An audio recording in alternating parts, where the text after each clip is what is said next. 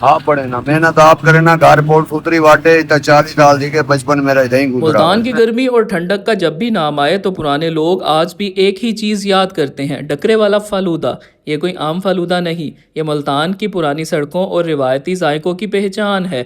سب سے پہلے بنتے ہیں ڈکرے، یعنی نرم نرم سٹارچ مائع کے لچھے، پھر اس میں شامل ہوتا ہے ٹھنڈا کتیلا، اور پھر آپ کی پسند کا گڑ والا روایتی شربت، یا آپ روح افزا والا میٹھا ذائقہ پسند کرتے ہیں تو وہ بھی ڈلوا سکتے ہیں۔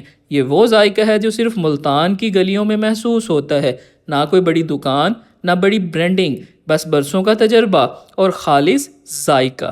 مظہر بھائی کا انداز شاید تھوڑا الگ ہو، مگر ان کے فالودے کا ذائقہ لوگوں کو بار بار یہاں لے آتا ہے۔ 70 روپے کا پیالہ، مگر ٹھنڈک اور ٹیسٹ ایسا جو گرمی بھلا دے۔ کچھ چیزیں صرف کھائی نہیں جاتی، وہ شہر کی روایت بن جاتی ہیں، اور ڈکرے والا فالودہ ملتان کی انہی روایت میں سے ایک ہے۔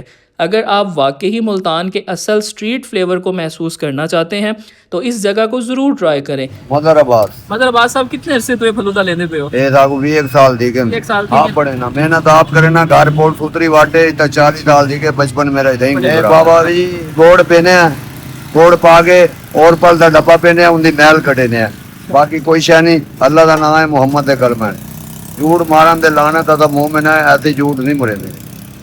مولا غازی صاحب مسلمان کو دے وے پیت دی بادشاہی ہوے۔ ہاں اللہ ایمان سلام۔ اے ماما شامی والے دے سامنے لینے ہیں، اے دولت گڑھ پٹا پہ، اے مجبورن طور برف والے دے نال تاکہ برف والا ان دے کولوانے خان میری ماما شامی والے دے سامنے۔ اگر آپ واقعی ملتان کا اصل سٹریٹ فلیور کو محسوس کرنا چاہتے ہیں تو اس جگہ کو ضرور ٹرائی کریں، کیونکہ کچھ ذائقے صرف ذائقے نہیں ہوتے، وہ پورے شہر کی پہچان ہوتے ہیں۔